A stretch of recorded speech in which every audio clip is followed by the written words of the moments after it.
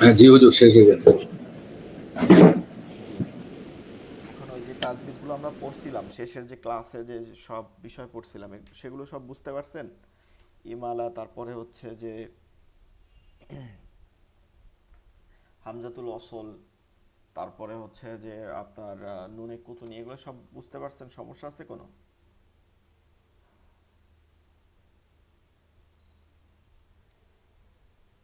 আপনাদের মানে দুইজনের কোনো সমস্যা আছে এগুলো, এই বিষয়গুলো? না হুজুর, সেরকম কোনো সমস্যা নেই। প্র্যাকটিস করলে আরো ভালো হবে জি জি, ইনশাল্লাহ পরে। ইনশাআল্লাহ। যে আমাদের আজকের হচ্ছে সূরা মস্ক করব। প্রতিটা সূরাই হচ্ছে মানে সূরা ফাতিহা সহ প্রতিটা সূরা আমরা মস্ক করার চেষ্টা করব। একটা জিনিস খেয়াল করতে হবে, সেটা হচ্ছে যে আমরা যে তাজবিদগুলো পড়ছি এগুলো মানে নিয়ম অনুযায়ী, মানে নিয়ম হিসাবে ওটাকে ধরে রাখতে হবে না। মানে ওইটাকে পড়ছি তাজবিদ, ওইটা আলাদা থাকবে আর কনসেপ্ট আলাদা পড়বো, এইভাবে কিন্তু হলে হবে না। আপনার হচ্ছে যে তাজবিদটা যেটা পড়ছেন ওইটা প্র্যাকটিক্যালভাবে আপনি কনসেপ্ট যখন পড়বেন বা যে কোনো দোয়া পড়বেন, হ্যাঁ, তখন এইটাকে ওইভাবে ব্যবহার করার চেষ্টা করবেন। ইভেন আপনি যখন আরবিতে যদি কোনো একটা শব্দও পড়েন, ইভেন যদি সেটা ভাষাও হয়, সেটা হচ্ছে যে আপনার নিয়ম হচ্ছে যে আপনি যেভাবে পড়ছেন হরফ উচ্চারণগুলো, তারপরে হচ্ছে আমরা যেরকম পড়লাম যে ওয়াকফের নিয়ম, শেষে গোলতা থাকলে গোলহা হয়, এটা ভাষা বলার ক্ষেত্রে, ভাষা যেটা বলি আমরা, আরবি ভাষা যেটা সাহিত্য, সেটার ক্ষেত্রেও আমাকে এই একই নিয়মে ব্যবহার করতে হবে, এটা মনে রাখতে হবে। আমরা কিন্তু তাজবিদগুলো শিখছি ঠিক আছে কনসেপ্ট পড়ার জন্য, কিন্তু অন্যান্য ক্ষেত্রে একই নিয়ম থাকবে। তো মূল জিনিসটা হচ্ছে যে আমরা অনেকে ভুল করি কি, তাজবিদটা শিখি ঠিকই কিন্তু কনসেপ্ট পড়ার সময় আর ওই তাজবিদ অনুযায়ী পড়ি না। আমাদেরকে সকলকে মানে একটা প্রতিজ্ঞা করতে হবে একদম, মানে এই করতে হবে যে আমি কম সূরা পড়ব নামাজের মধ্যে। যে আমরা আরেকটা বিষয় দেখি যে অনেক অনেক সূরা পড়ার চেষ্টা করি, ধরেন আর সাধারণ মানুষের মধ্যে এটা বেশি দেখা যায় যে অনেক জায়গা দিয়ে একটু অল্প মুখস্থ করছে বা অল্পই হয়েছে সেটাও পড়ার চেষ্টা করি নামাজের মধ্যে। অথচ দেখবেন যে আপনারা আলেমদের দেখেন, আলেমদের অথবা যারা হাফেজ আলেম যারা নামাজ পড়ায় তাদের একটু খেয়াল করে দেখবেন, যদি অনেক মুখস্থ নাই আপনাদের, এর জন্য দেখা যায় যে খেয়াল করবেন মানে বুঝতে পারবেন না, তারা কিন্তু প্রায় একই সপ্তাহের মধ্যে এক এক আয়াত, মানে যারাও একটু বেশিও পড়ে তারাও এক সপ্তাহের মধ্যে ফরজ নামাজের মধ্যে দেখবেন যে এক আয়াত দুইবার থেকে তিনবার পড়া হয়। হ্যাঁ, ফজরের নামাজে বড় রাত লাগে দেখবেন ঘুরে ওইটা এক সপ্তাহের মধ্যে একবার পড়তেছে। তার মানে হচ্ছে যে সে কনসেপ্ট পুরো যদি মুখস্থও থাকে, একজন হাফেজের পুরো কনসেপ্ট মুখস্থ থাকলেও একটা ভালো ভালো জায়গাগুলো, যেই যেই জায়গাগুলো তার কাছে সহজ, ইয়াদ রাখা সহজ বা অর্থ বোঝা সহজ অথবা ওটা তেলাওয়াত করতে মজা পায়, সেগুলো সে সংরক্ষণ করে ওভাবে নামাজ পড়ে। তো আমাদেরও এইভাবে করতে হবে, মানে সবার জন্যই একই নিয়ম যে কোন কোন জায়গাটা আমার জন্য সহজ, কোন কোন জায়গাটা আমার জন্য সহজ হয় পড়তে তেলাওয়াত করতে সহজ হয়, সেই জায়গাটাকে আমি বেশি প্রাধান্য দেব নামাজের তেলাওয়াতের জন্য। সারা বাড়ি তেলাওয়াত করে লাভ নাই, মানে আমরা যে জিনিসটা করি যে সব সূরা যেখান থেকে মন চাইতেছে সেখান থেকে পড়তেছি, কিন্তু ওই ওই অংশটা আমার সহি হয় না আদৌ। ঠিক আছে, এরকম অনেক সময় দেখা যায় যে সহি হয় না কিন্তু সেটা তেলাওয়াত করতেছি। আমাকে যেটা ভালো করে মনে রাখতে হবে সেটা হচ্ছে নামাজের মধ্যে আপনি সারা বাড়ি কনসেপ্ট পড়লেন বা যত জায়গা দিয়ে কনসেপ্ট পড়লেন, এই হিসাবে নামাজের সব পাওয়া যাবে বা এই হিসাবে নামাজের মধ্যে মানে নামাজ কবুল হবে এমন না। বরঞ্চ আপনি যদি ছোট ছোট সূরা, সূরাতুল কাউসার দিয়েও আপনি নামাজ পড়েন, সূরাতুল ইখলাস দিয়েও নামাজ পড়েন, এরকম ছোট ছোট সূরা দিয়েও নামাজ পড়েন, কিন্তু ওই সূরাটা যদি সহি হয় তাইলে আপনি এক পৃষ্ঠা সূরা, এক পৃষ্ঠা আয়াত বা এক পৃষ্ঠা একটা সূরার অংশ এরকম তেলাওয়াত করার থেকেও ওই একটা ইখলাস সূরা অনেক উত্তম। তো আপনাকে প্রথমত যারা তাজবিদ শিখছেন তাদের তাজবিদ ব্যবহার করতে এইটা আপনার মাথায় রাখতে হবে যে তাজবিদ কখনো, হ্যাঁ, তাজবিদ কখনো একবারে কমপ্লিটলি এটা করা যায় না, মানে নেওয়া যায় না। অর্থাৎ আপনি পুরো তাজবিদটা যে পড়ছেন এটা সব সূরার মধ্যে আপনি একবারে নিয়ে যাবেন এমন কোনো সম্ভব না কিন্তু। যারা মাদ্রাসায় পড়ে তারা ধীরে ধীরে এক একটা সূরাকে প্রথম তাজবিদ পড়ছে, তারপর এক একটা সূরা উস্তাদের কাছে ঠিক করতে করতে করতে করতে দুই চার পারা যে সময় পড়ে তখন পুরো কনসেপ্টটা তার কাছে সহি হয়ে যায়। তো আপনাকে ধীরে ধীরে শুরু করতে হবে। তো প্রথমত আমরা টার্গেট করব, মানে একবারে আপনারা যেহেতু কর্মব্যস্ত, অনেকদের বয়স অনেক হয়ে গেছে, এটাও মনে রাখতে হবে যে ছোটবেলায় যেটা আমরা পড়ি, আমরা দেখি কাঁচা মাথায় যখন থাকে, সেইটা যেভাবে একজন মানুষ নিতে পারে সেটা কিন্তু বড় হলে নিতে পারে না। তো অনেক টেনশন, এটা স্বাভাবিক জিনিস, অনেক টেনশন থাকে বড়দের, অনেক কর্মব্যস্ততা থাকে, অনেকের উচ্চারণ হইতে চায় না বা লজ্জা জিনিসটা থাকে। ঠিক আছে, এটা স্বাভাবিক। আমি যতই বলি যে পড়তে লজ্জা লাগবে না, এটা যতই আমরা নিজেরাই বলি, তারপরে ওই দেখবেন যে ওই লোকটা যে বলে সে নিজেও কোনো না কোনো বিষয় শিখতে গেলে লজ্জা লাগে এটা। তো এগুলো লাগবে, ছাড়তে হবে লজ্জা, তারপরও লাগবে। তো সেই হিসাবে দেখা যাবে যে আপনি খুব বেশি সূরা বা কোরআন বেশি করে আপনি পড়তে পারবেন না প্রতিনিয়ত। তো এইটার প্রথমত কাজ হচ্ছে, আপনাকে বলবো যে সূরা ফাতিহাকে 1 নম্বরে টার্গেট থাকবে, যেহেতু আমাদের প্রতি রাকাতে, বিশেষ করে আপনি মনে রাখেন যেমন ফরজ নামাজের প্রত্যেক রাকাতে কিন্তু কিরাত মিলাইতে হয় না। মানে যেইটা যেমন 4 রাকাত অথবা 3 রাকাত, এই 3 এবং 4 রাকাত নামাজের প্রথম 2 রাকাতে, বা এইভাবেও মনে রাখতে পারেন যে কোনো ফরজ নামাজের প্রথম 2 রাকাত। এখন প্রথম যদি ফজর নামাজ যেমন 2 রাকাত হয়, তাহলে 2 রাকাত হলে 2 রাকাতই, এরপরে তার হবে না, 2 রাকাত হলে 2 রাকাত।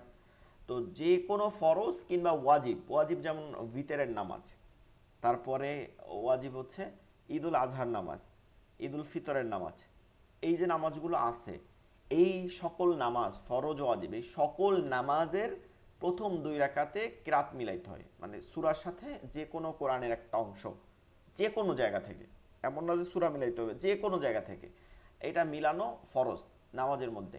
এবং এইটা মিলাইতে হবে কি মাসালা কি, আপনি নামাজে, এটা আমরা অনেক সময় ভুল করি, কিন্তু আমরা কিন্তু জানি না, নামাজে দাঁড়ানোর পূর্বে আপনাকে নির্ধারণ করতে হবে। এটা কিন্তু মাসালা ভালো করে করেন। নামাজে দাঁড়ায়া তারপরে গুনবেন, যে সূরা ফাতিহা পড়ে গুনতেছেন যে কোন সূরাটা পড়া যায়, এটা কিন্তু করা যাবে না ফরজ নামাজের ক্ষেত্রে। এটা বিশেষভাবে নামাজে দাঁড়ানোর পূর্বেই আপনি নির্ধারণ থাকবে যে আমি প্রথম রাকাতে এই সূরা ফাতিহার পরে এই সূরাটা পড়বো, দ্বিতীয় রাকাতে এইটা পড়বো। এই যে 2 রাকাতে পড়তে হচ্ছে না, আপনি এইটা আগে নির্ধারণ করতে হবে। এটা কিন্তু ওয়াজিব। ঠিক আছে, এই আগে নির্ধারণ করাটাই কিন্তু ওয়াজিব, খালি পড়া না, মানে আগে নির্ধারণ হবে ফরজ নামাজের ক্ষেত্রে, এটা ওয়াজিব। তো আপনারা এটা আগে নির্ধারণ করে নেবেন।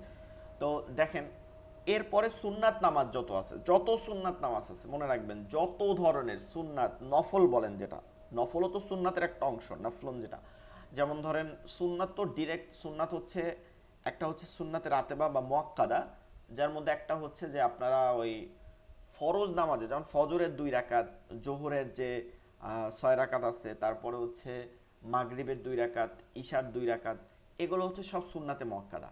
অনেকে এটাও মনে করি যে এই সুন্নাত পড়লে কোনো গুনাহ হয় না, মানে না পড়লে কোনো গুনাহ হয় না। এটা কিন্তু একটা ভুল জিনিস, এটা মাথায় রাখতে হবে। এই সুন্নাত না পড়লে কিন্তু সগীরা গুনাহ হয়, কবিরা গুনাহ হয় না, কিন্তু সগীরা গুনাহ হয়। এইটা কিন্তু সুন্নাতে জায়দা, মানে অতিরিক্ত বা যেগুলো নফলের মধ্যে পড়ছে, মুস্তাহাবের মধ্যে পড়ছে, সেই সুন্নাত না, এটা কিন্তু পড়তেই হবে, এই সুন্নাতকে আদায় করতেই হবে। এখন অনেকে এই মাসালা দেন, দেখা যায় যে আমরা এরকম সম্মুখীন হই। এর মধ্যে একদিন রাতে এরকম ফোন দিছে, 2 জনের মধ্যে বাজাবাজি গেছে। ঠিক আছে, 2 ভাই এরকম ফুল বাজাবাজি করছে। তো আমাকে ফোন দিছে এরকম যে হুজুর একটা বিষয় কি, একজন বলছে যে সুন্নাত এগুলো পড়তে হবে, না পড়লে গুনাহ হইবে। আর একজন বলছে যে আমি উমরায় গেছিলাম, দেখে আসছি সৌদিতে কেউ সুন্নাত পড়ে না। এখন একটা জিনিস মনে রাখতে হবে, কোনো দেশ আমাদের জন্য দলিল না। দলিল হচ্ছে হাদিস এবং কোরআন, কোরআন এবং প্রথম কোরআন, দ্বিতীয় হাদিস।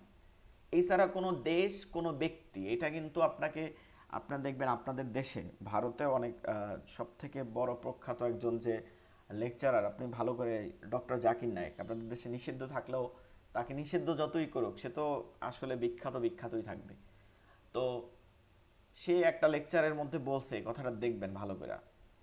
তাকে জিজ্ঞাসা করছিল যে কাকে আইডল হিসাবে, তো আইডল হিসাবে কোনো ব্যক্তি হইতে পারবে না, কোনো ব্যক্তি আপনি ব্যক্তি হিসাবে নিতে পারেন, কিন্তু মনে রাখবেন যে একজন ব্যক্তি আল্লাহওয়ালাকে, যে আমরা পীরের মুরিদ হই, অনেকে পীরের মুরিদ হইয়া মানে খারাপ কাজ করি, অন্যায় করি, কিন্তু আর অনেকে আছে যারা সহিভাবে পীরের মুরিদ হয়। পীর মানে কি? মুরব্বী। তাকে আমি শায়েখ যেটাকে বলে, তাকে আমি অনুসরণ করব কোন হিসাবে? যে কোরআন এবং হাদিস অনুযায়ী চলবে। আমি এত কোরআন হাদিস পড়তে পারি না, সে জানে, সে সুন্নাত কোরআন হাদিস সব মানে। সেই অনুযায়ী তাকে আমরা একটু ওই হিসাবে দেখব যে কোরআন হাদিসের দৃষ্টান্ত একজন সামনে আছে, তাকে দেখে আমরা আমল করলাম। কিন্তু যখনই সে কোরআন হাদিসের বহির্ভূত যাবে, যখনই সে এখান থেকে লাইন ছুটে যাবে, তখন তাকে মানা যাবে না। এটা হচ্ছে মানে সহি যারা পীর আকিদা, তারা বইলাও দেয় মুরিদদেরকে যে এভাবে চলতে হবে। তো আমাদেরকে মনে রাখতে হবে, কোনো ব্যক্তিকে যদি আপনি অনুসরণ করেন, যে কোনো একজন ব্যক্তি, আমাকেও যদি অনুসরণ করেন, আমি যে 20-30 বছর পরে লাইনচ্যুত হব না তার কোনো গ্যারান্টি নেই। তারপরেও দেখবেন যে 50, 60, 70 বছরে কোনো এমন এমন হাদিস বিশারদও ছিল যারা শেষ বয়সে আইসা নাস্তিক হয়ে গেছে। হ্যাঁ, এমন ইমামও ছিল যারা শেষ বয়সে আইসা মানে আল্লাহকে অস্বীকার করে ফেলছে, কাফের হয়ে গেছে। তো ব্যক্তি না, আমাদের কাকে করতে হবে? কোরআন এবং হাদিস। আর ব্যক্তি হিসাবে কারা? যারা হচ্ছে নবী আর রাসূল এবং সাহাবা, তাদেরকে দেখেন। এখানে একটা কথা বললে আমরা ব্যক্তিকে অনুসরণ করব কি করব না, এটা একটা উদাহরণই আপনি পেয়ে যাবেন।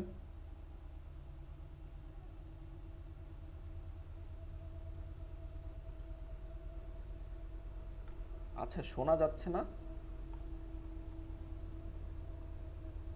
হ্যাঁ, যাচ্ছে হুজুর, শোনা যাচ্ছে। তাহলে আমার এই গ্রুপে মেসেজ দেওয়া হচ্ছে কিন্তু শোনা যাচ্ছে, শোনা যাচ্ছে। একটু যার শোনা যাইতেছে না, একটু আপনি বের হয়ে আবার জয়েন হয়। মানে যেহেতু একজন শুনতেছে না, শোনার কারণ না। একটু আপনি বের হয়ে আবার জয়েন হন, ঠিক আছে? তাহলে শোনা যাবে। আচ্ছা, যেই বিষয়টা আমি বলতেছিলাম, সাহাবাদের সংজ্ঞার ক্ষেত্রে, আমরা যে সাহাবা বলি না, সাহাবাদের সংজ্ঞার ক্ষেত্রে এই কথাটা ছিল যে রাসূল সাল্লাল্লাহু আলাইহি সাল্লামের জিন্দেগিতে তিনি ঈমান আনছেন এবং রাসূল সাল্লাল্লাহু আলাইহি সাল্লামকে দেখছেন। এ কথাটাও যদি পুরো পরিপূর্ণ হবে না, দেখছেন বললেও পরিপূর্ণ হবে না, কারণ একজন সাহাবা তাকে দেখেন নাই, না দেখেই তিনি করছিলেন। তার জন্য রাসূল সাল্লাল্লাহু আলাইহি সাল্লাম তার এটা বলা যায় মানে পরিপূর্ণভাবে সহি এটা না, তার জন্য জামা রেখে গেছিলেন একটা, এটা একটা প্রেয়তে পাওয়া যায়। তো এইটা বলছেন, এবং তার জিন্দেগি, ওই সাহাবার জিন্দেগিতে সে ঈমান নিয়ে মৃত্যুবরণ করছেন। কারণ আপনি যদি দেখেন যে বিভিন্ন সময় অনেক মুনাফিক ছিল যারা রাসূল সাল্লাল্লাহু আলাইহি সাল্লামের সামনে বসে ঈমান দেখাইছে, কিন্তু সে আসলে কি মুনাফিক ছিল। তো তাকে যদি আপনি হিসাব করেন যে এই ব্যক্তি ঈমানদার, কিন্তু পরবর্তীতে তাকে একসময় একসময় সে প্রকাশ পাইছে যে সে আসলে মুনাফিক ছিল। আবার দেখা যায় যে রাসূল সাল্লাল্লাহু আলাইহি সাল্লামে অনেক সাহাবা এরকম শুনছেন কিনা যে ভণ্ড নবীর যখন মানে বের হয়েছে ভণ্ড নবী, তখন কিন্তু অনেক সাহাবা রাসূল সাল্লাল্লাহু আলাইহি সাল্লামের ইন্তেকালের পরে অনেক মানে সাহাবার যারা ছিল, সাহাবা বলা যাবে না, মানে সাহাবা ছিল যেই সময়, তারা কিন্তু ঈমান হারা হয়ে তারা ওই মানে পথভ্রষ্ট হয়ে গেছে। তারা ওই মুসাল্লামাতুল কাযযাব বা আরও যারা আছে তাদের পক্ষ নিয়ে গেছিল। তো সাহাবাদের সংজ্ঞা হচ্ছে ওই ব্যক্তি কি করবে? ঈমান নিয়ে মৃত্যুবরণ করতে হবে। তো এইটা দিয়ে আপনি বুঝেন যে কোনো ব্যক্তিকে আপনি অনুসরণ করলে এখানে আপনি কি করতে পারেন? লাইনচ্যুত হইতে পারেন। তবে ব্যক্তিকে অনুসরণ করা যাবে, যাবে না এমন না, করবেন, কিন্তু ওই ব্যক্তিকে ধরে রাখা যাবে না। অ্যাট এ টাইম যদি ওই ব্যক্তি লাইনচ্যুত হয়, তাহলে মনে রাখতে হবে যে যেই পর্যন্ত হাদিস পড়ছিলেন ওইটা বাদ, এরপরে সে লাইনচ্যুত হয়েছে, এখন থেকে আপনি হাদিস কোরআন বা অন্য ভাবে যে ই করে তার কাছ থেকে নিতে হবে। কিন্তু এইটা দিয়ে আমরা অনেক সময় ব্যক্তি অনুসরণ করতে গিয়ে আমরা অনেক সময় হতাশ হয়ে যাই যে তাহলে ওই লোকটা এটা এটা করলো, তাহলে আমার কি করব? আমরা কতটুকু জানি? আসলে আল্লাহ যাকে ঈমান দেবে সে তো মৃত্যুবরণ পর্যন্ত, সে মৃত্যুর সময় পর্যন্ত তার ঈমান নিয়েই যাবে। তো যেই কথাটা বলছিলাম, ওই যে সুন্নাতের ক্ষেত্রে, ও যে আমরা মানে বলছি যে একজন উমরায় গেছে, সে এরকম বলতেছে কি যে আমি দেখছি যে সৌদিতে সুন্নাত পড়ে না, সুন্নাত লাগে না এর জন্য। এখন আপনার একটা বিষয়, সেটা হচ্ছে সৌদি আরবে বর্তমানে, বর্তমানেও যদি যান, সৌদি আরবে অনেক কাজই হয় কি ইসলাম বিরোধী হইতেছে। লাস্ট আমি একটা দেখছিলাম, ও যে একটা নিউজে দেখলাম, লাস্ট তারা একটা আয়োজন করছে, ওয়ার্ল্ড কি জানি একটা বিকিনি কি জানি এরকম একটা করছিল, তারা কি জানি এরকম একটা মানে প্রতিযোগিতা করছিল। মানে চিন্তার বাইরে, যেখানে মুসলিম দেশ, শুধু মুসলিম দেশ না, যেখান থেকে ইসলাম মানে উৎপন্ন হয়েছে বা যেখান থেকে পুরো দুনিয়া চলে মুসলমান, সেইখানে এরকম এগুলো চলতেছে, সিনেমা হল করছে। এখন আপনি যদি বলেন ঠিক আছে আমাদের ভারত বাংলাদেশে সিনেমা হল আছে, এখানে বললে আপনি জঙ্গি হয়ে যাবেন বা মৌলবাদ হয়ে যাবেন, বা ঠিক আছে যে করে, আমাদের দেশ তো আসলে মুসলিম, পরিপূর্ণ মুসলিম দেশ না, কিন্তু একটা মুসলিম দেশে, সেই দেশ তো পরিপূর্ণ মুসলিম, তাদের তো মানে একজন ব্যক্তিও নাই যে অমুসলিম, যারা স্থানীয় একজন ব্যক্তিও, কিন্তু তাদের দেশে সিনেমা হল চলতেছে। তারপরে ওই যে একটা শুনলাম যে একটা বিচ করবে, যেখানে সব মানে সৌদির মধ্যে বিচ করবে, কিন্তু ওইটার মধ্যে সব থাকবে, মদ্যপান হচ্ছে, উলঙ্গ সব থাকবে। আর আপনি যদি মনে করেন যে সৌদি আরব আপনার অনুসরণ হবে, তখন কিন্তু আপনি এই পাপগুলোকেও তাহলে আপনার কি দিতে হবে, সমর্থন দিতে হবে। কিন্তু সৌদি আরব অনুসরণ না, অনুসরণ কে? কোরআন এবং হাদিস। কোরআন এবং হাদিসকে, সুন্নাত তারা অনেকে আদায় করে না কেন? আমাদের দেশেও তো জুমার নামাজ হইলে দেখবেন যে জুমার নামাজের পরে উঠে সব দৌড় দেয়, আসেও পরে, যায়ও আরে, বিশেষ করে নেতারা দেখবেন এমন আছে। আমরা এখন এই এই যে বর্তমান সরকার যাওয়ার পরে এখন বিভিন্ন মসজিদের সভাপতি শেষ হয়ে যাইতেছে, কারণ তারা সভাপতি ছিল কেবলমাত্র রাজনৈতিক কারণে, অথচ তারা জুমা ছাড়া কখন নামাজে আসতো না। তো এই যে একটা জিনিস, শুধুমাত্র 2 রাকাত পরে চলে যাইতো, আগেও আসতো না পরেও আসতো না, ওই 2 রাকাত পড়তেই শুধু আসতো। তো এই যে বিষয়টা আমার মনে রাখতে হবে, সৌদিতে যে এরকম মানুষ নেই তা না, কিন্তু আপনারা যারা সৌদিতে থাকছেন বা আরব দেশে গেছেন কখনো, বা যারা কথা বলছেন, তারা শুনবেন আরব দেশে সৌদির অনেক ব্যবহারও খারাপ। অনেকের মধ্যে আমাদের দেশ থেকে, ইন্ডিয়া থেকে মেয়েরা কাজ করতে যায়, তাদের সাথে কি আচরণ করে, এই অনেকেরা এটা শুনবেন। আবার ভালো মানুষ আছে, খারাপ সবাই বলা যাবে না, কিন্তু এর জন্য কারো আমলকে অনুসরণ করা যাবে না, যে সৌদির সুন্নাত আমাকে আদায় করতেই হবে, এটা আমার মাথায় রাখতে হবে। সুন্নাতে মক্কাদাগুলো, নামাজের সাথে এই সুন্নাতগুলো আমরা অবশ্যই আদায় করব। আর সৌদির মধ্যে আবার অনেকেই, তারা তো অনেক পরিমাণে হাদিস কোরআনও জানে, যেহেতু তাদের ভাষাই আরবি। হ্যাঁ, আমরা যেমন বাংলায় কোনো বই পড়তে কোনো মানে ই লাগে না, তারাও তো ওভাবে পড়তে পারে সহজে, ইজিলি, তাদের গ্রামার লাগে না, ই লাগে না, তারা এমনিই পড়তে পারে। তো তারা জানে যে আল্লাহ রসুল সাল্লাহ সাল্লামে এটা আছে যে সুন্নাত তোমরা বাসায় পড়ো, মানে বাসায় পড়া উত্তম। এর মাধ্যমে বাসায় আপনার নামাজের একটা মানে ইয়ে হয়ে যায়, প্র্যাকটিক্যাল একটা ইয়ে হয়ে যায়, যে নামাজ বাসায় পড়া লাগে। আসলে পুরুষের জন্য তো জামাতেই পড়তে হবে, কিন্তু সুন্নাতটা বাসায় রাখছে এই কারণে। আর 2 নম্বর হচ্ছে নামাজ বাসায় পড়লে মহিলারা বা অন্য যারা আছে তারাও নামাজ, বাচ্চারা নামাজ পড়ার জন্য উৎসাহিত হবে। তারপরে আল্লাহর রহমত আরও বৃদ্ধি পাবে, আমরা সুন্নাত পড়তেছি বাসায়। তারপরে হচ্ছে যে আপনার, আমরা যেমন অনেক সময় ঘরের মধ্যে জিন বা অন্য অন্য আশ্রয় পাই, আমরা যদি নামাজ পড়ি, কোরআন তেলাওয়াত পড়ি, ঘরের মধ্যে এগুলো থাকে না। তো এর জন্য আল্লাহ রসুল সাল্লাহ সাল্লাম সব সময় সুন্নাতগুলো নামাজ বাসায় পড়তেন, ফরজ আইসা মসজিদে পড়তেন। ঠিক আছে, এটা একটা তার অভ্যাস ছিল। সব সময় যে সুন্নাত পড়তেন বাসায় এমনও না, 2-1 সময়, কিন্তু বেশিরভাগ সময় বাসায় পড়তেন। এবং সেইটা যদি মানে আপনাদের হয়, সৌদিতে এরকম করে অনেকেই, যারা বাসায় গিয়া সুন্নাতটা আদায় করে, ফরজটা শুধু মসজিদে এসে পড়ে, এরকমও অনেকে আমল করে। ঠিক আছে, তো সেই হিসাবে আমরাও যদি পারি সেভাবে আমল করবে, সেটা ভালো, সমস্যা নেই, কিন্তু সুন্নাত ছাড়া যাবে না। তো যেইটা কথা, 1 নম্বর হচ্ছে ফরজ নামাজের প্রথম 2 রাকাত, সেইটা 2 রাকাত হোক, 4 রাকাত হোক, 3 রাকাত হোক, প্রথম 2 রাকাতে আপনি সূরার সাথে সূরা মিলাবেন। ফরজ নামাজের সূরাগুলো কখন নির্দিষ্ট করতে হবে?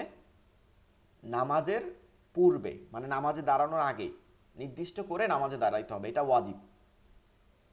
আর সুন্নাতের, সুন্নাতের প্রতি রাকাতে, সুন্নাতের প্রতি রাকাতে আপনি সূরার সাথে সূরা মিলাবেন। এবার আপনাদের প্রথম যেটা বলছি, যে সূরার অংশটা কম হইতে হবে, অর্থাৎ আপনি নির্দিষ্ট করে নেবেন, যেহেতু তাসবিহ ছাড়াবাড়ি আপনি পড়তে পারবেন না। সূরা ফাতিহাকে 1 নম্বর, যেহেতু এটা প্রতি রাকাতে পড়তে হয়, 1 নম্বর সূরা ফাতিহা, এটা নিয়ে বেশি পরিশ্রম করবেন, এবং প্রতিবার নামাজের সময় ধীরে ধীরে তাসবিদ অনুসারে পড়বেন, যে তাসবিদগুলো পড়ছেন এটা প্র্যাকটিক্যাল ব্যবহার করবেন। নাম্বার 2, আপনি 1 মাসে 4টা সূরা নির্ধারণ করেন, অথবা 1 সপ্তাহে 4টা সূরা নির্ধারণ করেন। কারণ 4 রাকাতের বেশি তো আর নামাজ নাই, 5 রাকাত তো আর নামাজ নাই, 4 রাকাত সর্বোচ্চ। সুন্নাতকে ধরি আমরা, সুন্নাত যদি হয় জোহরের 4 রাকাত সুন্নাত, তো 4 রাকাত সর্বোচ্চ। তো আপনি 4টা সূরা আগে নির্দিষ্ট করেন, যে এই 4টা সূরা এই 1 সপ্তাহ যাবৎ আমি প্রতি নামাজে এই 4টা সূরা থেকেই পড়বো, নামাজের পরেও মোবাইলে আপনি এখন কিন্তু কনসেপ্ট সফট কপি পড়তে পারতেছেন। এবং এই মাসালাটা কিন্তু যে সফট কপি যদি পড়েন তা কিন্তু কনসেপ্ট আপনি হার্ড কপি পড়ার সেম সব পাবেন, কোনো সন্দেহ নেই। যে অনেকে মনে করে যে কনসেপ্ট কাগজে যেটা এটা পড়লে সব হবে, আর সফট কপি যেটা হাতে ধরে পড়া মোবাইলের মধ্যে থাকে এটা পড়লে সব হবে না, এটা কিন্তু ভুল। ঠিক আছে, এটা কিন্তু ভুল। আসলে সফট কপি পড়লেও কিন্তু পরিপূর্ণ সব হবে, কারণ রাসূল সাল্লাল্লাহু আলাইহি সাল্লামের সময় যেই হার্ড কপি আপনারা পড়েন কাগজে, এটা রাসূল সাল্লাল্লাহু আলাইহি সাল্লামের সময় ছিল না। যদি সফট কপি পড়লে সব না হয় তাহলে হার্ড কপি পড়লেও সব হবে না, তাহলে আপনাকে পাতায় বা অথবা পাথরে লিখে তারপরে মুখস্থ মানে কনসেপ্ট পড়তে হবে। তো এইটা যুগের জবানায় যুগের মানে আধুনিকের এইটা সফট কপি হয়েছে। সামনে তো আরও আসবে, আমরা এখন দেখি না গুগল গ্লাস টাস অনেক কিছু আছে, মোবাইলও লাগে না। তো তখন ওইভাবে পড়া লাগবে, যখন যত আধুনিকই হোক কিন্তু কনসেপ্ট তো তেলাওয়াতের মধ্যে সব পাওয়া যাবে। ঠিক আছে, তো আপনারা মোবাইলটা বের করে চাইলে আপনি মসজিদে থাকা অবস্থায় চাইতে পারেন যে মোবাইলটা বের করে এই নামাজে আমি 4টা সূরা পড়বো, এই 4টা সূরা একটু বারবার দেখি কোনখানে কি আছে তাসবিদ, কোনখানে 3 আলিফ টান আছে, কোনখানে এই হা লম্বা হাটা আছে হলকের মধ্যখান থেকে, কোনখানে গোল হা আছে গম্ভীর আওয়াজে। এরকম করে আপনি তাসবিদগুলো ঠিক করলেন এই সূরাটা নিয়ে, দেখবেন একদম আমি বলতে পারি 1 সপ্তাহ যদি আপনি এইভাবে এইটা নিয়ে মানে পরিশ্রম করেন, সব সময় যদি এইটা নিয়েই ভাবেন যে এই 4টা সূরা আমি কোনখানে কি আছে। আবার নামাজ শেষে, নামাজের মধ্যে কিন্তু অনেক সময় ভুল হয়ে যায়, নামাজ শেষে আবার দেখলেন যে ঠিক আছে কিনা আপনার তেলাওয়াতটা, এখানে এই হাঁটা পড়ছিলেন আসলে কি এই হাঁটা ঠিক আছে কিনা। এরকম যদি একটু সচেতন হন তাহলে এক এক সপ্তাহে মানে 4টা সূরা এবং সূরা ফাতিহা, ফাতিহা তো একবারই ঠিক হয়ে যাবে শেষ। এরপরে যদি আপনি মানে আরও বাড়াবেন তাহলে কি করবেন, এই পরবর্তী সপ্তাহে আবার নতুন করে 4টা সূরা ধরলেন, যে এই 4টা সূরা আমরা এই সপ্তাহে পড়বো আমি নামাজের মধ্যে, এবং সারা সপ্তাহে এই 4টা সূরা। দেখেন 8টা সূরা কিন্তু 2 সপ্তাহ। তৃতীয় সপ্তাহে আরও 4টা পড়লেন, 4টা সূরা দেখবেন নাই অনেকের মুখস্থ, যদি 4টা পড়েন সর্বোচ্চ, না হলে পিছনের সূরা দিয়া পড়লেন যেগুলো পড়ছেন অলরেডি। এই 4টা 3 সপ্তাহে দেখবেন 12টা সূরা এবং সূরা ফাতিহা হয়ে গেছে। তো 12টা সূরা আর সূরা ফাতিহা হইলে কোনো নামাজে আর পড়তে মানে থাকে না 3 সপ্তাহ 4 সপ্তাহ। তো আপনারা এভাবে করে পড়বেন, সারাবারই পড়বেন না যে আজকে সূরা ফিল পড়লাম কালকে সূরা কুরাইশ পড়লাম, এরকম আস্তে আস্তে পড়লেন। 4টা সূরা করে পড়েন, ইনশাআল্লাহ আপনাদের কনসেপ্ট সহি হবে। আর আমরা তো এখন কনসেপ্ট পড়বই, কিন্তু আপনাদের মাথায় রাখতে হবে তাসবিদ কিন্তু আমাদের পড়া শেষ হয়ে যায় না। আপনি যে কোনো সময় আপনি এখনও তাসবিদ পড়তে থাকেন, যে কোনো সময় ক্লাসের মধ্যে জিজ্ঞাসা করবেন যে হুজুর এই তাসবিদটা আমি বুঝি নাই বা এটা সমস্যা আছে কিনা। সূরা পড়তেছি তখনও জিজ্ঞাসা করতে পারেন যে হুজুর এই গুণাটা কেন হয়েছে, এখান দিয়ে কেন হয়েছে। এটা কিন্তু কোনো সমস্যা নাই, এটা কিন্তু আপনার জিজ্ঞাসা করতেও হবে, আপনার জানি না নিতে হবে। ঠিক আছে, এই হলো কথা। আজকে একটু কথা বললাম যেহেতু আমরা সূরা আজকে থেকে পড়বো, এর জন্য এটার বিষয়। কারো কোনো আছে পরে যারা ঢুকছেন তাসবিদে কোনো সমস্যা আছে গত ক্লাসে যে আমরা পড়ছি যেগুলো?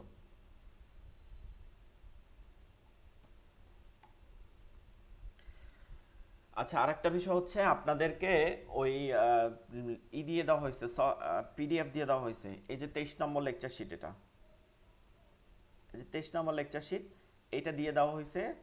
আর একটাই হাফিজিয়া এমদাদিয়া কনসেপ্ট দিয়ে দেওয়া হয়েছে। এইটার মধ্যে সব সূরা আছে আমরা যতটুকু পড়বো, আর ওইটা দিয়ে দেওয়া হয়েছে এক্সট্রা যদি আপনাদের পড়া লাগে। এছাড়া একটা তাজবিদ বই দিয়ে দেওয়া হয়েছে, ওইটার মধ্যে দিয়ে আমরা মাসলা মাসালা পড়বো। ঠিক আছে, এবং ওটার মধ্যে আমরা যে তাজবিদ পড়ছি না মাখরাজটা ওটা সংক্ষিপ্তভাবে ওটার মধ্যে দেওয়া আছে।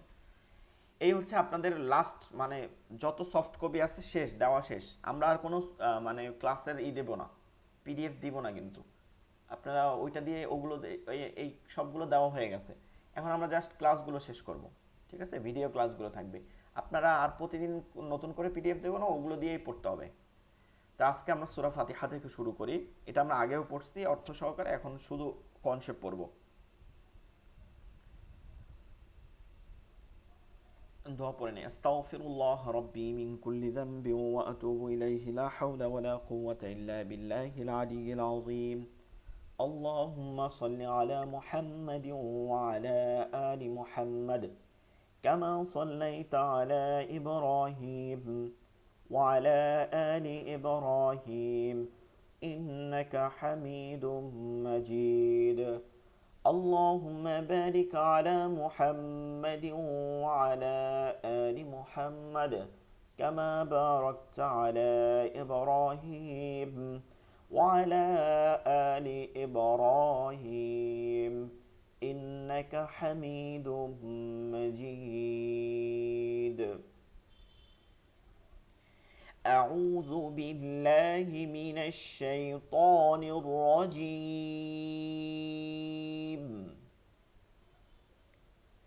بسم الله الرحمن الرحيم.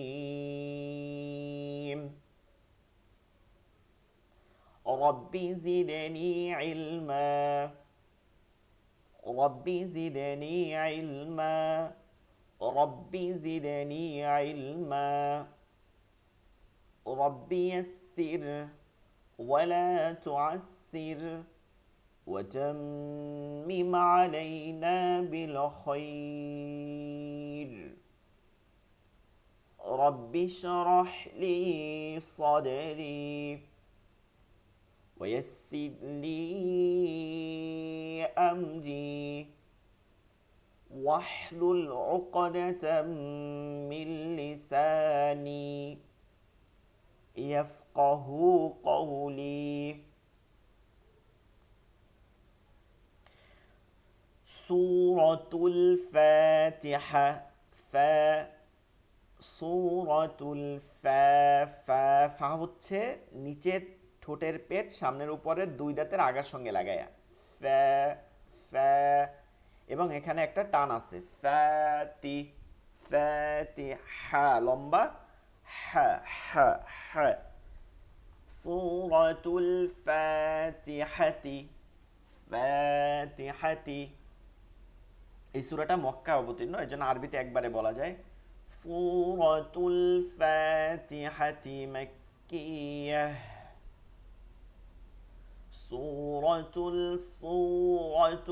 ফাতিহাতি মাক্কিয়াহ। বিসমিল্লাহির রহমানির রহিম।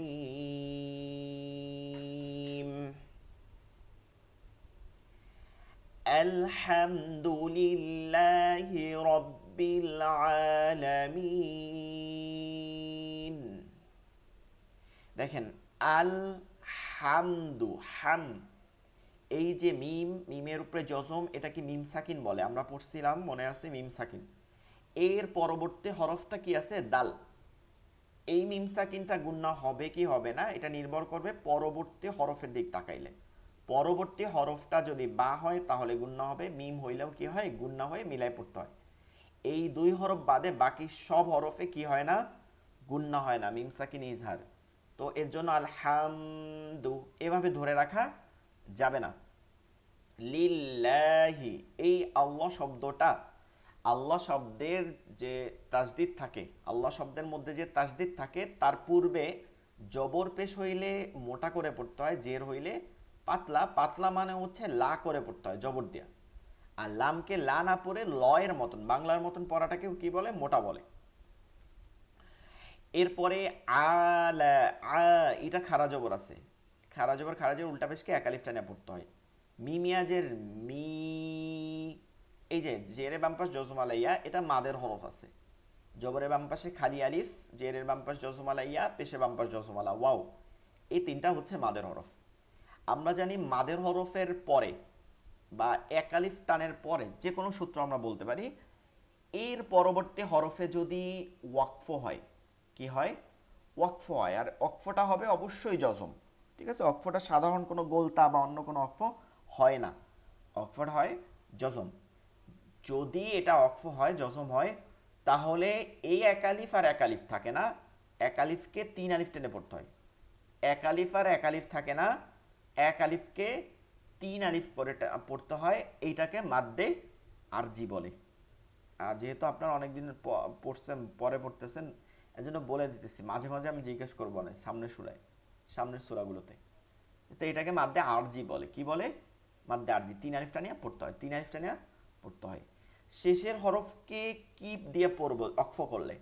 এক নম্বর হচ্ছে গোলতা থাকলে গোলহা পড়তে হবে, কোনো হরকতের দিক তাকানো যাবে না যাই থাকুক। দুই নম্বর হচ্ছে দুই জবর থাকলে, গোলতা বাদে দুই জবর থাকলে এক জবরকে বাদ দিয়ে আর এক জবরকে একালিফ টানে পড়তে হবে। 3 নম্বর হচ্ছে আহ, গোলতাও নাই, দুই জবরও নাই, এবং শেষের হরফটা খালি থাকলে, শেষের হরফটা খালি, খালি কি থাকে, আলিফ ওয়াও ইয়া, তার আগের হরকতকে এক আলিফ টেনে পড়তে হয়, ঠিক আছে? তার আগের হরকত, যেমন জবরের পরে যদি ওয়াও থাকে, এটা আমরা আগেও পড়ছি, কিন্তু জবরের পরে ওয়াও থাকলেও সেটাও কি এক আলিফ টেনে পড়তে হয়। জবরের পাশে খালি আলিফ থাকতে হবে এমন কোনো কথা নাই, জবরের পরে ইয়া থাকলেও এক আলিফ টেনে পড়তে হয়। মোট কথা শেষ হরফটা যদি খালি থাকে তাহলে তার আগের হরকতকে এক আলিফ টেনে পড়তে হয়।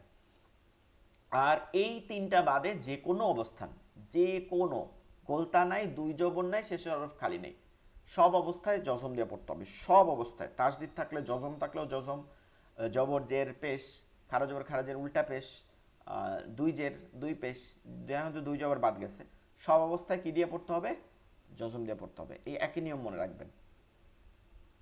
তো এবার পুরো আয়াতটা, আলহামদুলিল্লাহি রাব্বিল আলামিন, আলহামদুলিল্লাহি রাব্বিল আলামিন।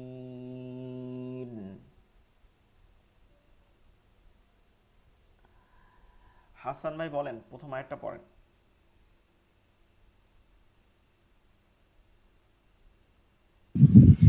জি, বিসমিল্লাহির রহমানির রহিম।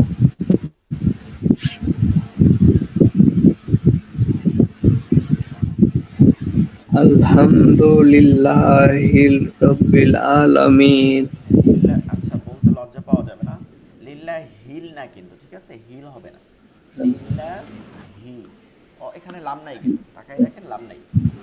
আলহামদুলিল্লাহি হি, আলহামদুলিল্লাহি রাব্বিল আলামিন। জি, আবার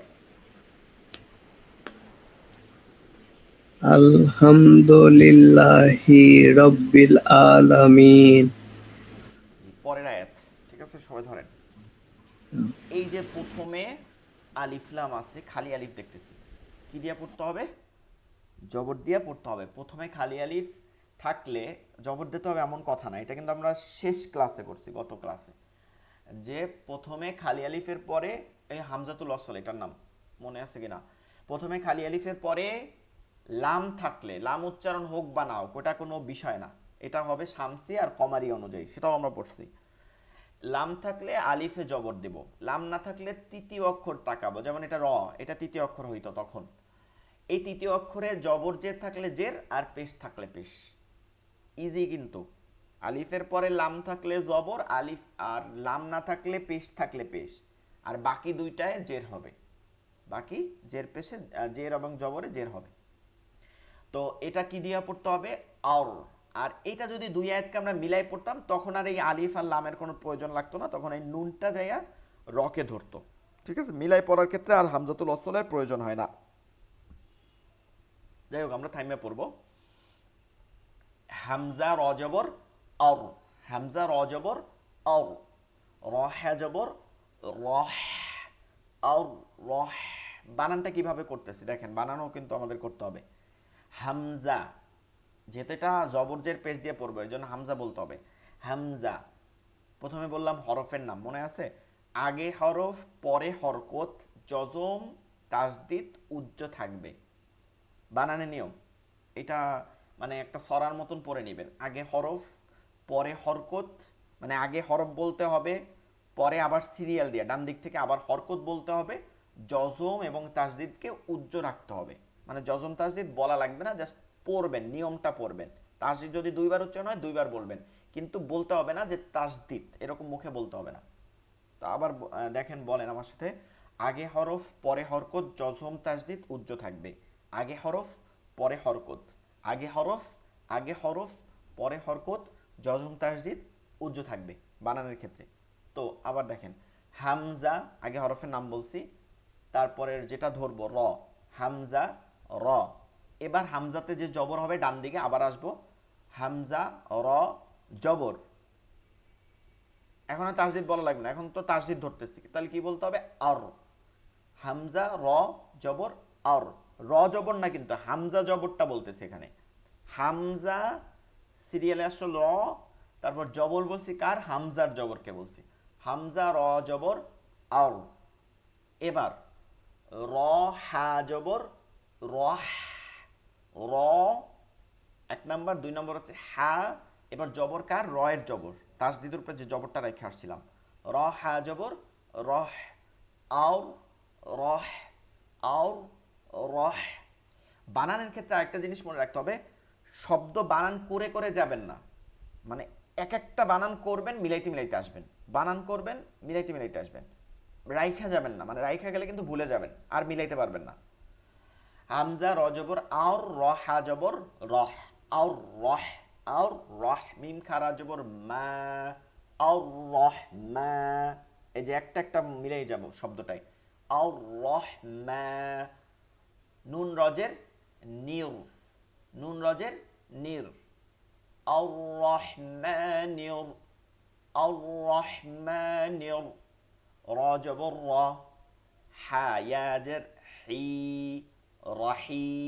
মিমে জজম, মিমে জজম, ওয়াকফের জন্য জজম হয়েছে। আর মাদ হাইয়াজের হি, মাদের হরফ, মাদের হরফে বামের হরফে ওয়াকফ করলে মাদ্দে আরজি 3 আলিফ টেনে পড়তে হবে। আর রহমানির রহিম। দুইটা হা কি লম্বা হা, হলকের মধ্যখান থেকে।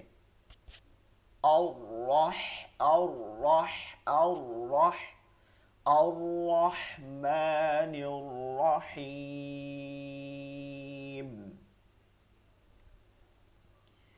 আও রহমানির রহিম।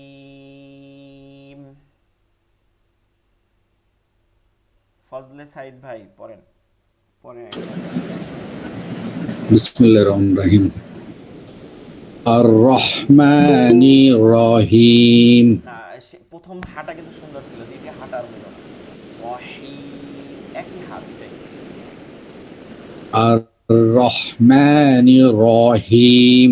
গলার মধ্যে আরো যাবে, রহিম প্রথমটা যেভাবে নিছেন ওভাবে, রহিম। রহিম, রহিম, হ্যাঁ, হিম, হেই হেই। আর হিম। রহমানির রহিম। আর রহমানির রহিম। জি মাশাআল্লাহ। গাউসুল আলম ভাই পড়েন।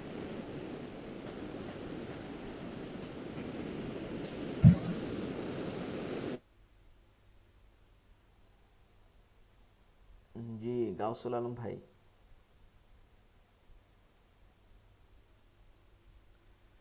আচ্ছা, তিনি মনে হয় ব্যস্ত আছে অথবা শোনা যাচ্ছে না তার কাছে। আমরা পরবর্তী আয়াতে চলে যাই। মিম খারা জবর মা, একালিফ টেনে পড়তে হবে, মা। লামজের লি, মালি, মালি। কাফজের কি, মালিকি, মালিকি। এই শব্দটা এভাবে বানান করার সময় এভাবে ধীরে ধীরে একটা একটা শব্দকে বারবার পড়ে যাবেন। মালিকি, মিম খারা জবর মা, লামজের লি, মালি। দেখেন আমি কিন্তু সাইডে দিই নাই, যে মিম খারা জবর মা, লামজের লি, কাফজের কি, এরকম সাইডে দিলে আর মাতে যে টানটা আছে ওটা ধরতে পারবেন না, ধরে ধরে যাবেন, এক এক শব্দের প্রত্যেক অক্ষর ধরে ধরে যাবেন। মিম খারা জবর মা, লামজের লি, মালি, আগে এতটুক, মালি। কাফজের কি, মালিকি, মালিকি, মালিকি।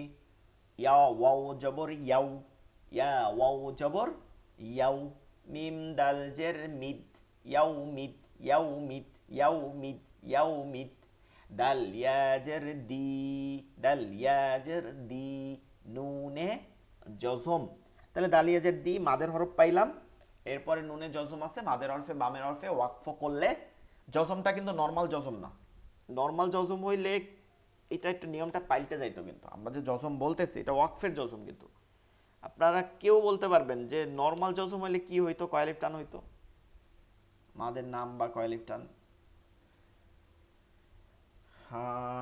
মাদের হরফের বামের হরফে জজম হইলে মাদ্দে লাজিম কালমি মুখাফফাফ, আর মাদ্দে লাজিম হারফি মুখাফফাফ, 4 আলিফ টেনে পড়তে হয় কিন্তু। তো এইটা কিন্তু আমরা দিছি জজম, এটা ওয়াকফের কারণে জজম দিছি, জজম নাই। এইটা হচ্ছে মাদ্দে আরজি, যেটা জজম দেয়া থাকে ওইটা হচ্ছে মাদ্দে আরজি না, ওইটা হচ্ছে ওই দুইটা মাদ, চারের ট্রেনে পড়তে হয়। আচ্ছা, তাহলে এটা তিনের ট্রেনে পড়তে হবে। মালিকি মালিকি ইয়াউমিদ্দিন, মালিকি মালিকি, খেয়াল করতে হবে টানটা কিন্তু খুব গুরুত্বপূর্ণ। মালিকি মালিকি ইয়াউমিদ্দিন।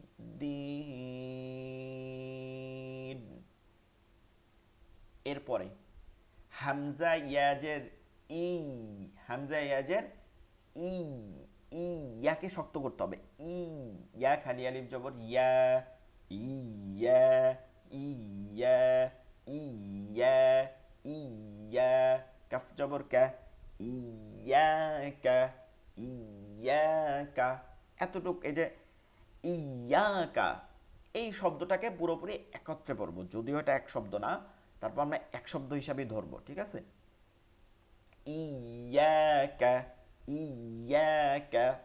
এরপরে নুন আইন জবর না, না, না, না, আইন হলকের মধ্যখানে, না, না, বসে যাবে কাদার মতন, আইনটা মনে আছে কিনা, না, না, না, বাপেশ বু, দাল পেশ দু, না বুদু, না বুদু, না বুদু, না বুদু, ইয়াকা না বুদু,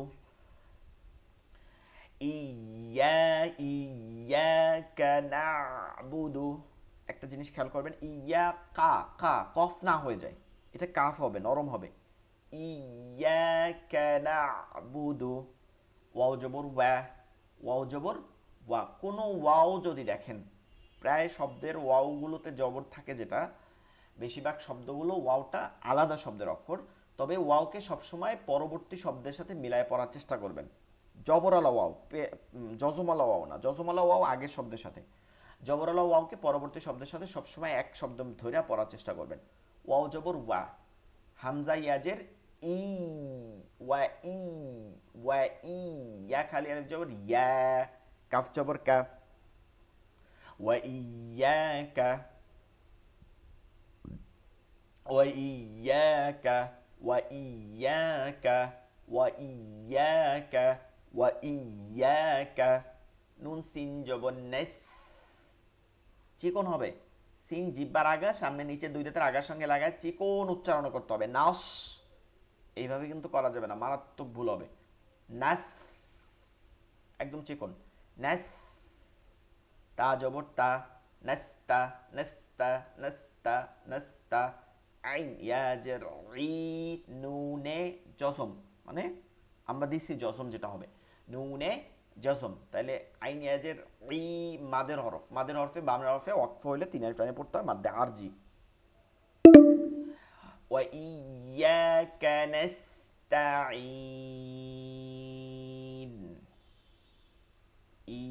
ইয়াকা না'বুদুকা না'বুদু, ইয়াকা না'বুদু ওয়া ইয়াকা নাস্তাঈন।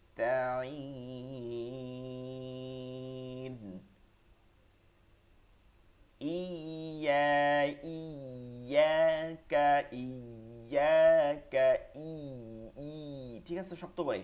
ইয়াকা না'বুদু ওয়া ইয়াকা নাস্তাঈন। গাউসুল আলম ভাই শুনতেছেন?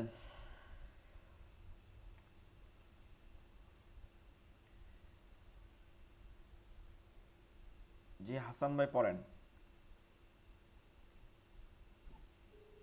জি, আমি শুনছি, কিন্তু গাড়ির মধ্যে আছি বলে আমি কিছু করতে পারছি না। আমি ও আর আচ্ছা, 5 মিনিটের মধ্যে নামছি, আমি বলছি পুরোটাই। আচ্ছা ঠিক আছে।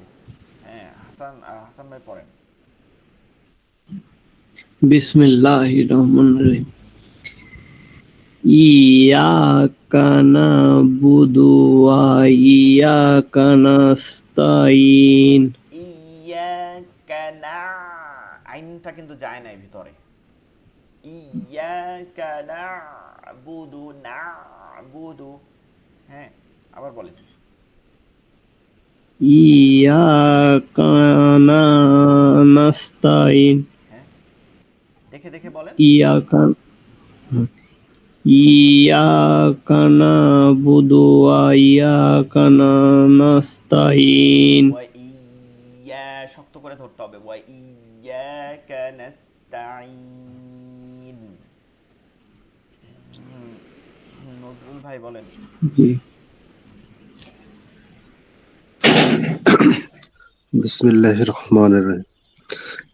ইয়াকা না'বুদু ওয়া ইয়াকা নাস্তাইন। দেখেন, এক নম্বর হচ্ছে আমি আমি তো জানি, মানে অনেক হয় কি পড়াইতে পড়াইতে এগুলো অভিজ্ঞ হয় যে এই যে কা বলছেন, আমি বলছিলাম পড়ানোর সময় এটা কিন্তু কাফ কফ বলা যাবে না মারাত্মকভাবে। নাম্বার দুই হচ্ছে না বুদু, টান দিয়েছেন দেখছেন। টান দেয়া কি হয়, টান দেয়া কোনো না, মানে এইরকম না যে মনে করা যাবে না যে এটা কোনো ভুলই হয় না, এটা কিন্তু আমরা অনেকে মনে করি। দেখেন না বুদুর মাধ্যমে দাল অপেশ দু একটা ওয়াও যুক্ত হয়ে গেছে, এটা লাগানে জ্বালিয়ে এরকম নামাজ পড়লে নামাজ হবে না কিন্তু। তো খেয়াল করতে হবে, টানবেন কিন্তু। আবার আমি বলি, আপনি তারপর বলেন। এই খেয়াল করেন ভালো করে। ইয়াকা না'বুদু বুদু ওয়াই বুদু ওয়া, মানে এখন আপনাকে কি করতে হবে, টানকে বাদ দেওয়ার জন্য পরবর্তী অক্ষরকে নিয়ে আসবেন এটার সাথে, উচ্চারণের সাথে। ইয়াকা না'বুদু ওয়া ইয়াকা নাস্তাইন। হ্যাঁ, আবার ইয়াকা না'বুদু ওয়া ইয়াকা নাস্তাইন। বুদু ওয়া, বুদু ওয়া, না বুদু ওয়া। ঠিক আছে, এটা প্র্যাকটিস আচ্ছা করবেন বেশি বেশি, বুদু ওয়া। আচ্ছা তাহলে টানটা উঠে যাবে, আচ্ছা দুইটাকে মিলাই জি পড়লে ও টানটা উঠে যাবে ওখান থেকে। জি। পরবর্তী আয়াতে যাই, সবাই খেয়াল করেন। হামজা হাজের গোলহা, কোন হা? হা, গোলহা, সিংহের মতন গর্জন করতে হবে। হা, হা, ইহ দে, ইহ, হামজা হাজের ইহ, দাল যে দি, ইহ দি, ইহ দি, ইহ দি, এরকম কয়েকবার ইউ করতে পারেন, ইহ দি। নুন সদ জবর নস, এটা সদ, এটাকে মোটা করতে হবে। নুন সদ জবর নস, ইহ দি নস, ইহ দি নস, ইহ দি নস, ইহ দি নস।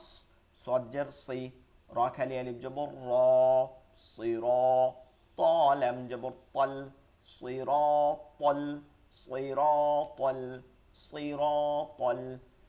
ইহদিনাস সিরাতল, মিম সিন পেশ মুস, চিকন করে আওয়াজে, ওই নাস মুস একই রকম।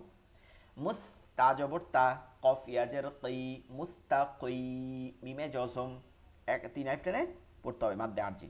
মুস্তাকিম, ইহদিনাস সিরাতাল মুস্তাকিম। এহ, এহ, এহ, কোনো বাতাস বসবে না, ঠিক আছে, আমাকে মনে রাখতে হবে। এহ, এহ, কোনো বাতাস বসবে না। এহ, এহ, এহ। ইহদিনাস সিরাতাল মুস্তাকিম।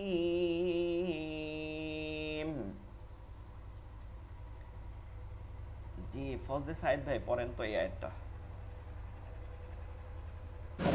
বিসমিল্লাহির রহমানির রহিম। ইহ না, ইহদিনাস এটা এটা গলার সিরাত। মধ্যে যাবে না, এটা গম্ভীর আওয়াজ। ইহ, ইহ, ইহ।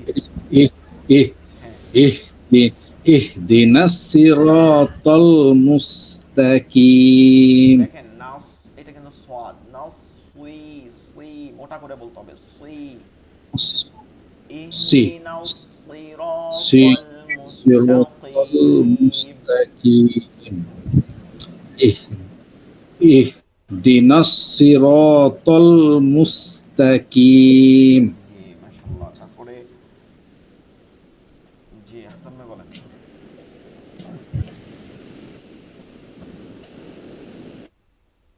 জি বিসমিল্লাহির রহমানির রহিম।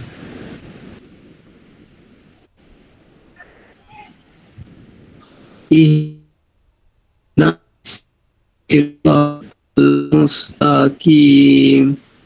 হ্যাঁ, আচ্ছা ঠিক আছে, পরবর্তী আয়াতে যাই। পরবর্তী আয়াতের শুরুটা কি সদ দিয়া, সিন দিয়া না কিন্তু, সেই মোটা রাখতে হবে, সদ জের সেই, র খালি আলিফ জবর র, সি র, তলাম জবর তল, সি র তল, সি র তল। একটা শব্দ কতটুক পর্যন্ত ধরবো, যেটা তাসদিদ বা যজম দিয়ে পরবর্তী শব্দকে ধরছে, ওই তাসদিদ বা যজম যে প্রথম অংশটা ধরছে ওই পর্যন্ত একটা শব্দ আমরা ধরতে পারি। শব্দটা তো সিরত, কিন্তু উচ্চারণ করবে এই পর্যন্ত একটা শব্দ, সিরতল, সিরতল। এরপরে আবার পরবর্তী শব্দ থেকে বানান করব, লাম জবর লা, জালিয়াজের জি, লাজি, লাজি, লাজি, নুন জবর না, লাজিনা, সিরাতাল লাযিনা, সিরাতাল লাযিনা, যিনা, একালিফ টান হবে, যিনা। হামজা নুন জবর আন, হামজা নুন জবর আন, আইন মিম জবর আম, তা জবর তা, আন আম তা। এইখানে গুন্নার ব্যাপার আসছে, সেটা হচ্ছে নুনে জজম, নুন সাকিন, নুন সাকিন এবং তানবিনের পর হামজা হা, আইন হা, গইন খ, এগুলো আসলে নুন সাকিন তানবিনকে গুন্না ছাড়া স্পষ্ট করে পড়তে হয়, মনে আছে ইজার হরফ। এরপরে আইন মিম জবর আম, ওই যে আবার মিম সাকিন হয়েছে, মিম সাকিনের পরে বা মিম বাদে সব ইজার করে পড়তে হয়, এই যে তা আসছে, এর জন্য গুন্না করা যাবে না, দুইটার একটাও। আন আমতা, আন আমতা, গুন্না মানে ধরে রাখা, কোনোভাবে ধরে রাখবেন না, ঠিক আছে, পড়ে যাবেন দ্রুত। আন আমতা, আইন জবর আ, লামিয়া জবর লাই, আলাই, আলাই, লামিয়া জবর লাই, জবরের বাম পাশ জজম আলাই, ইয়া লিনের হরফ, দ্রুত পড়তে হয়, লাই লাই লাই, আলাই, হামিম জের হিম। এইখানে এসে অনেকে ভুল করেন, অন্য আয়াতে টান আছে, এটাও টান দেন, এটা কিন্তু টান নাই, দেখেন এটার মধ্যে যে ওই যে মাদের হরফ নাই, কিচ্ছু নাই, তো এটা টান হবে না, শুধু হিম হবে, হিম, হিম। আমরা বাংলায় অনেক সময় বলি না হিম, সেভাবে হিম, হামিম জের হিম, আলাই হিম, আলাই হিম, আলাই হিম, আলাই হিম, গম্ভীর আওয়াজে। صراط الذين أنعمت عليهم، صراط الذين أنعمت عليهم، صراط الذين أنعمت عليهم। নজরুল ভাই বলেন।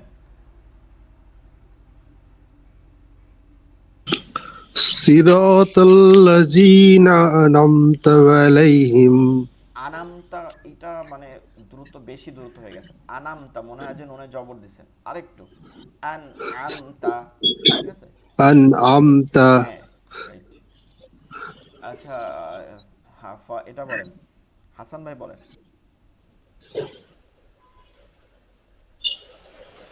إيه بسم الله الرحمن الرحيم صراط الذين أنعمت আমতা, হ্যাঁ, أنعمت عليهم আল বলেন নাকি লাম বলেন নাকি, লাম হবে নাকি, নুন, আন আমতা, সরে আন, আন, जी ঠিক আছে, আন আমতা जी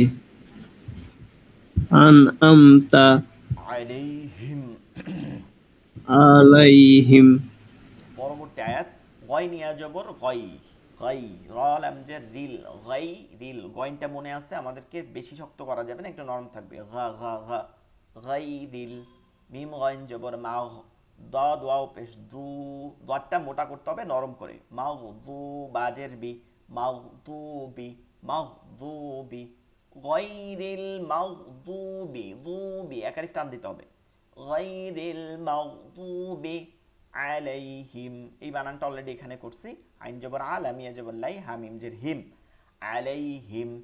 এই যে মিম সাকিন, এখানে মিম সাকিন আছে, প্রশ্ন জাগে নাই কারণ এখানে অক্ফ করছি, এইখানে মিম সাকিনের পরে প্রশ্ন আছে, সেটা হচ্ছে মিম সাকিনের পর বা মিম আসলে গুন্না হয়, বাকি এই যে ওয়াও আছে গুন্না করা যাবে না, আবার এটা মিম সাকিন ইজহারে খাস, মনে আছে, খাস করে ওয়াও আসলে গুন্না কোনোভাবেই করা যাবে না, একটু খেয়াল করতে হবে।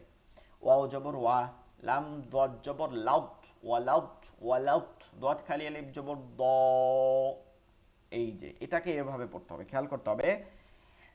যেটার মধ্যে আপনি মাদ্দে লাজিম কালমি মুসাক্কাল এবং মুখাফফাফ পাবেন, ওইটাকে একবারে পড়তে হবে, সেটা এভাবে, দদ খালি আলিফ লাম জবর, আপনি পড়তেন দদ লাম জবর দল, এবার পড়বেন ওই যে মধ্যে খালি আলিফটাকে রাখতে হবে, এটা মাদ আছে, সেইটাকে খালি আলিফ বলে পড়তে হবে, দোয়াত খালি আলিফ লাম, জবর, ওই খালি আলিফ বলবেন, দত খালি আলিফ লাম জবর দল, ঠিক আছে, দত খালি আলিফ লাম জবর দল, দত খালি আলিফ লাম জবর দল, লাম ইয়াজের লি, দলি, টানটা হচ্ছে মাদ্দে লাজিম কালমি মুসাক্কাল, মাদের হরফে বামে হরফে তাসদিদ থাকলে চার আলিফটা নিয়ে পড়তে হয়। লাম ইয়াজের লি, নুনে জজম তিন আলিফটা নিয়ে পড়তে হয়, মাদ্দে আরজি। গায়রিল মাগযুবি আলাইহিম ওয়ালাদ-দাল্লিন। আবার غير المغضوب عليهم ولا الضالين.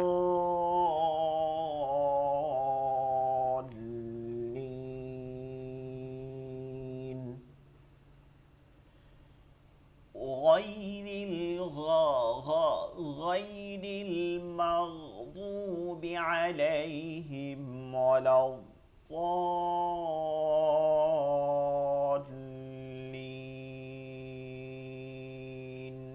ফজলে সাইদ ভাই। বিসমিল্লাহির রহমানির রহিম। গায়রিল মাগদুবি আলাইহিম ওয়ালাদ-দাল্লিন। দতে টান হবে, ওয়ালাউ দল, দটটা ধরতে যাবে লামকে, ঠিক আছে, ওয়ালাদ-দাল্লিন। টান আরো হবে। আপনার গয়রিল মাগ, এই যে শক্ত করে ফেলছেন, এটাই মাগ বলছিলাম, মাও মাও, মাগ কাদামাটির মতন, মাও মাও, গয়রিল মাগদুবি আলাইহিম ওয়ালাদ-দাল্লিন।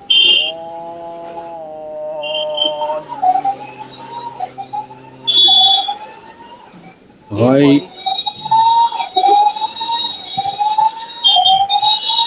আচ্ছা, আপনার অ্যাম্বুলেন্সের শব্দ আসতেছে মনে হয়। আচ্ছা, হুজুর শেষে একবার বলি, 1 মিনিট সময় আছে। জি জি, আমি একটু ই নিয়ে বলবো তো, আগামী দিন সবাই পড়ান ধরবো, ঠিক আছে, এখন শেষে এক ওকে মিনিট আছে ওকে, তো। ঠিক। শেষে এক আমিন বলতে মিনিট, হবে, তো হ্যাঁ। আমিনটা কিভাবে বলতে হবে, আলিফ টান দিয়া, আমিন। আমিন। আমিন,